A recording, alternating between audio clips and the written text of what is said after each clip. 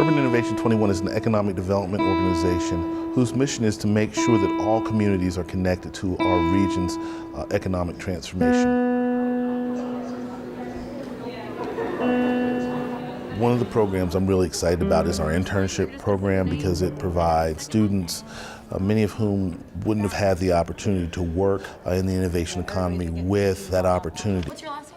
40% of our internship participants are African American, about 60% are women. We've got to make sure that folks are not only exposed, but that they are educated to participate in STEM-related careers.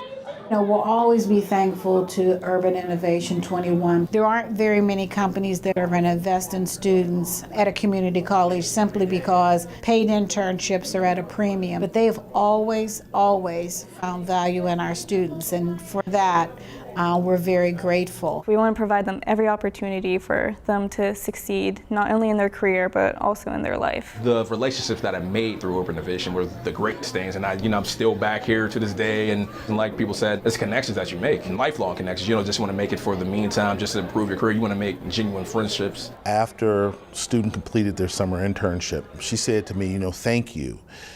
I thought that the only jobs were out there for me were daycare and fast food. And to see that there were these really good jobs in the healthcare sector opened my eyes to what I could do in the future. To be able to give folks the opportunity and the chance to open their eyes to this new economy is something that really excites me. Business fundamentals are fundamentals of business everywhere in the world, but we haven't built in the city the infrastructure to support the retail shop on the hill. All the fundamentals of business that any business school across the country would teach you, we're basically bringing that to the table, but also with capital to not only tell the person, here's the information, but oh, by the way, we're going to fund it. I was in the bar business. From the gate, it was a struggle between the community and the law enforcement. So I was like, what can I do that would be not a threat to the community, but more or less something we actually need in a community. He kind of felt like he was on an island a little bit. So it's more or less, do I pick up my belongings and move to South Carolina, or do I stay in Pittsburgh and find a creative reuse strategy for the establishment that I already got set? I applied for the entrepreneur competition. I didn't win, but me and James talked about some of the plans that I had. He actually helped me and pointed me in the right direction. I think he benefited most by going through Kiva Zip to close the funding gap. With that money from Kiva, I was able to buy an industrial hot water tank. So without their help, I'd probably be still stuck at square one. The loans came from people I didn't even know. So it was like, you have a friend, you can be like, hey man, let me borrow $20. Like, oh, I ain't got it. These people that didn't even know me believed in what I believed in and was willing to, donate $5, $10, you know what I mean? That's big, man. Urban Innovation actually gave me inspiration. They gave me that kick in the butt, like, oh man, you could do this, yeah, and we'll help you with anything you need. So working with them was like having a big brother that got your back at all times, man.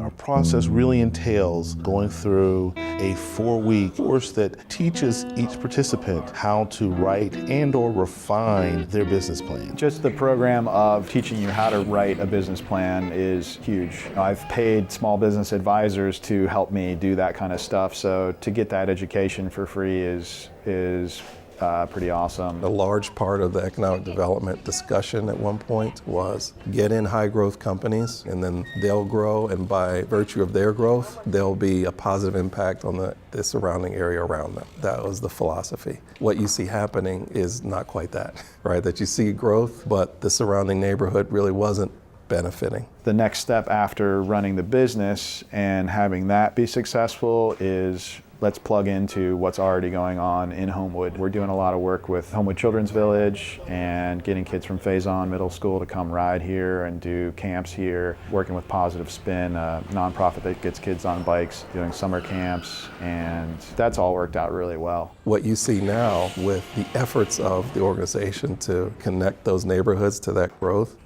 is the most fulfilling part of the organization.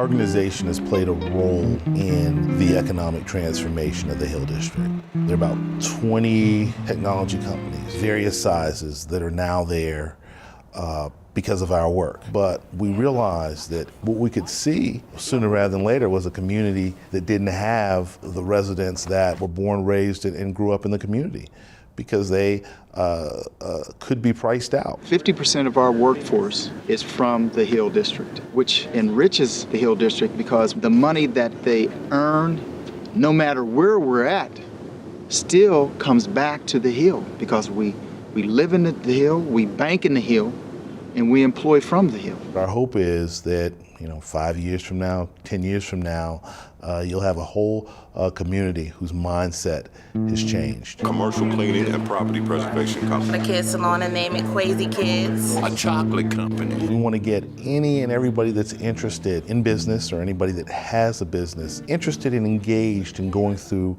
our process. The goal of the competition isn't just to give away money. Our goal is to really provide a small yet strong cohort of businesses with the best services that they can be provided with, so that they can succeed, grow, and prosper. Yeah. We have a panel of judges from a variety of backgrounds that look at the mini business plans and decide what businesses they think have the most potential. Hello, everyone. Hello. Nice. I've been looking forward to this all day. Yeah, our latest bar is the Turtle Bar. One of the things we do as well is our entrepreneurship with the youth. We're teaching them how to write business plans, and also to teach them how to make the chocolates and to sell the chocolates. When we take the children out into the community and sell the candy bars, they can sell up to 900 bars within that day. With the right team support and capital, they're going to be able to grow from the Hill District throughout the Northeast and maybe the country. By us being able to collaborate with them, it's helping them think about getting beyond where they are now. But once I get the machines that I need, then I could go after the other stores. Here we are now. Here we are. We're on Shark Tank.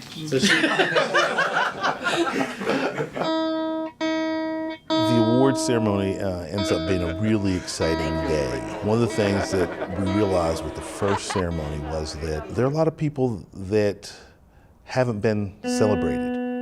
I was thrilled to see whole families there cheering and being excited. There were lots of younger kids there that were able to see success.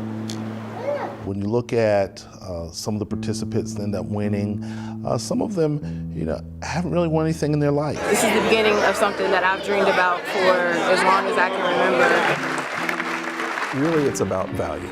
It happens to be that in some neighborhoods, the perception of value is narrow. For us, in this little microcosm that we have, we start to be able to prescribe, here's what value could look like.